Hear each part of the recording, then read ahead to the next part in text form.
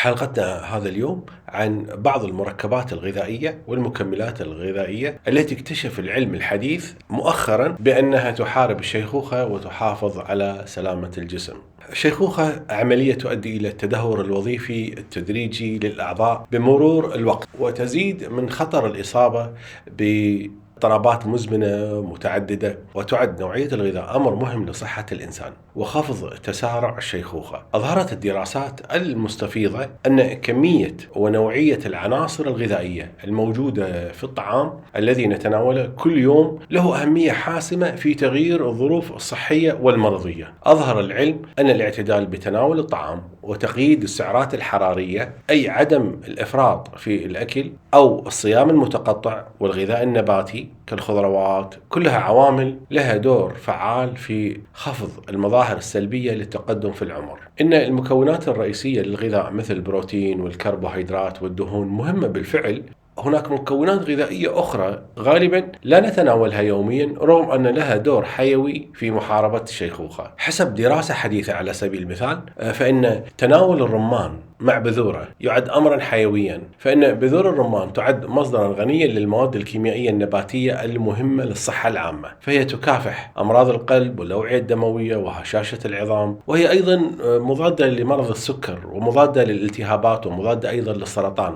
هناك مركبات طبيعية تسمى البرونثوسيانيدينز. هذه البرونثوسيانيدينز تتوفر هذه المكملات في الطبيعة على شكل مركبات تعطي ثمار أو أزهار العديد من النباتات ألوانها الحمراء أو حتى الزرقاء أو الأرجوانية. تمت دراستها لأول مرة لأهميتها كأصباغ نباتية، هذا في التاريخ، لكن هذه المركبات ثبت بأن لها خصائص مضادة للالتهاب الذي يعد أحد أهم مظاهر التقدم في العمر، وقد تساعد أيضا في الوقاية من السرطان. من المواد الكيميائية النباتية أيضا والمتوفرة في المصادر الطبيعية والتي ظهر أنها قد تؤخر الشيخوخة وتمنع الأمراض المرتبطة بالعمر مركب الكابسيسين. مركب الكابسيسين هو المركب النشط الرئيسي في الفلفل الحار، ورغم أن بعض الناس لسبب ما لا يستطيعون أن يتناولون الفلفل، لكن ثبت أن الفلفل وخصوصا مادة الكابسيسين والتي أيضا تتوفر كمكملات غذائية، وثبت أن لها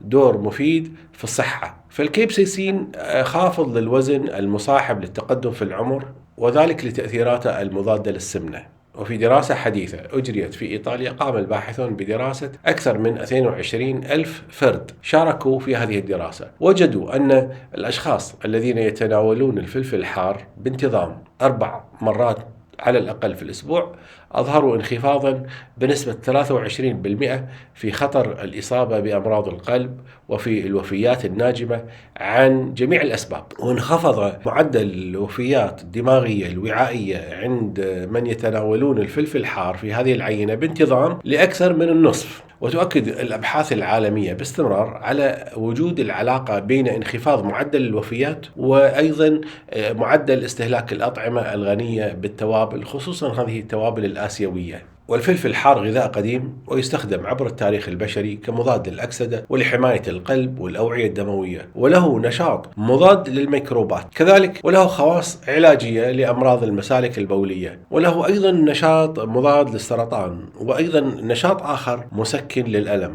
الميتوكوندريا والتي نسميها أيضا بمصانع الطاقة موجودة في كل خلية من خلايا الجسم، تنتج الطاقة للخلية، بدونها الخلية لا تستطيع أن تستمر، وهي ضرورية لإنتاج الطاقة الخلوية والتمثيل الغذائي. الميتوكوندريا لها الدي ان اي الخاص بها، لكن هذا الدي ان اي قصير وعرضة أحيانا للطفرات الوراثية. فالميتوكوندريا أو دي ان اي الميتوكوندريا الذي يحدث في خلل يؤدي إلى انخفاض وظيفة الكوندريا خصوصا أثناء التقدم في العمر. فإذا استطاع العلم الحديث المحافظة على سلامة وعمر الميتوكوندريا، استطعنا أن نحارب شيخوخة خلايا الجسم، فيعيش البشر مفترضا عمرا مديدا وبصحة جيدة، ومن المركبات الطبيعية التي تحافظ على سلامة الميتوكوندريا. يتعلق الأمر بعملية تحويل مركب الإيلا جيتانين الذي يوجد في الرمان والتوت والمكسرات وعنب المسكداين. هذا عنب المسكداين غالبا يزرع في الأجزاء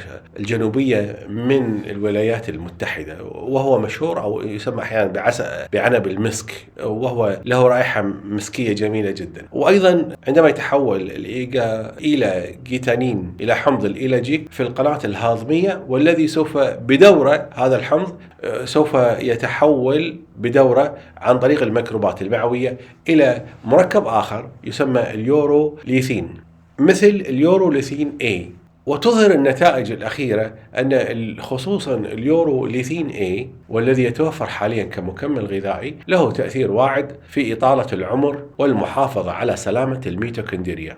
إذن اليوروليثين A هو مركب طبيعي تنتجه بكتيريا الأمعاء من الإيلا جيتانين وحمض الإيجاليك. ونضع اليوروليثين في قائمة البوليفينول، وهو بوليفينول معقد. والبوليفينول وهي مجموعة من المواد المضادة للأكسدة متوفرة في الكثير من النباتات. وهذا البوليفينول اليوروليثين يعد مركب معقد متوفر بكثرة في الأطعمة مثل الرمان والتوت والمكسرات. وتم اكتشاف اليوروليثين منذ 40 عاما، ولكن لم يتم تعرف على أن له دور إيجابي في محاربة الشيخوخة والأمراض إلا مؤخرا. فهو يعزز الصحة الخلوية عن طريق زيادة وظيفة الميتوكوندريا، ويحافظ عليها ويقلل من الالتهابات الضارة التي تزداد مع التقدم في العمر. والدراسات الجديدة على كبار السن الذين تناولوا مكملات اليوروليثين A أكدت أن اليوروليثين A إضافة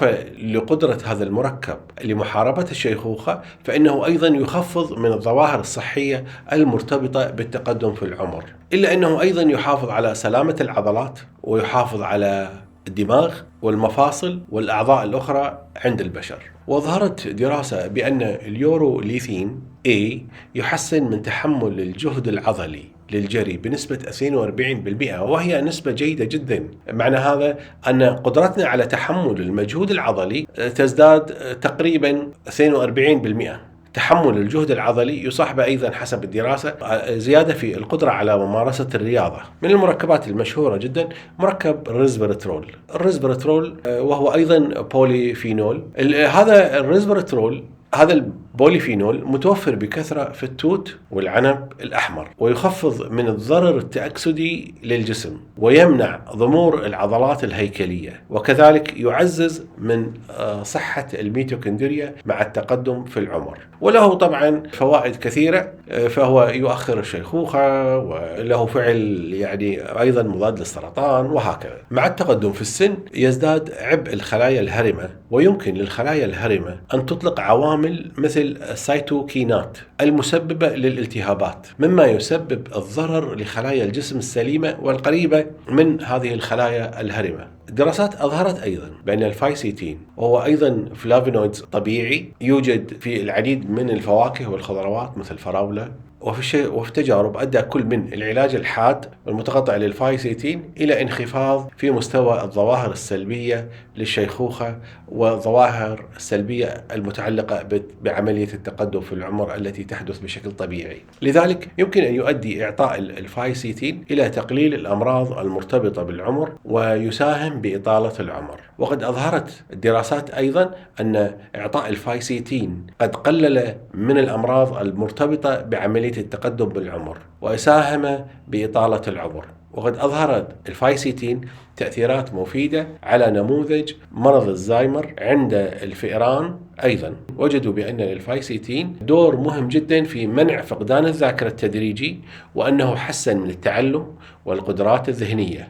كذلك يمكن للفايسيتين أيضا أن يخفف من مقاومة الأنسولين وعدم تحمل الجلوكوز في التجارب التي أجريت على الفئران والتي وضعت في نظاما غذائيا مرتفعا من الدهون. يجب أن نتناول الطعام الصحي الخالي من الإضافات الصناعية التي ترفع من الالتهاب في الجسم، وخصوصا في مرحلة التقدم في العمر فإننا نريد أن نخفض من معدل الالتهاب، ولهذا يجب أن نبتعد عن الأطعمة التي تحتوي على إضافات صناعية فهي تعجل تماما بالشيخوخة. بعد سن 30 ينخفض معدل تمثيل الأكسجين بمقدار درجة لكل سنة، أو ما يسمى بالماكسيمم أكسجين أبتيك. قدرة الجسم على تمثيل وامتصاص الأكسجين تقل بمقدار درجة، وهذا يساهم أيضا بتدهور الكثير من العمليات في الجسم. تستطيع أن تبطئ الشيخوخة وتستطيع أن تعكس قدرة الجسم أو ما يسمى بالماكسيمم أكسجين أبتيك،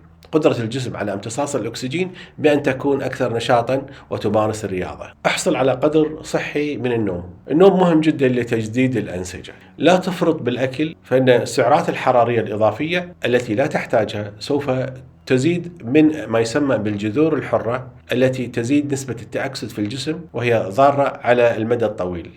وصلنا لنهاية هذه الحلقة. شكرا على المتابعة ومع السلامة.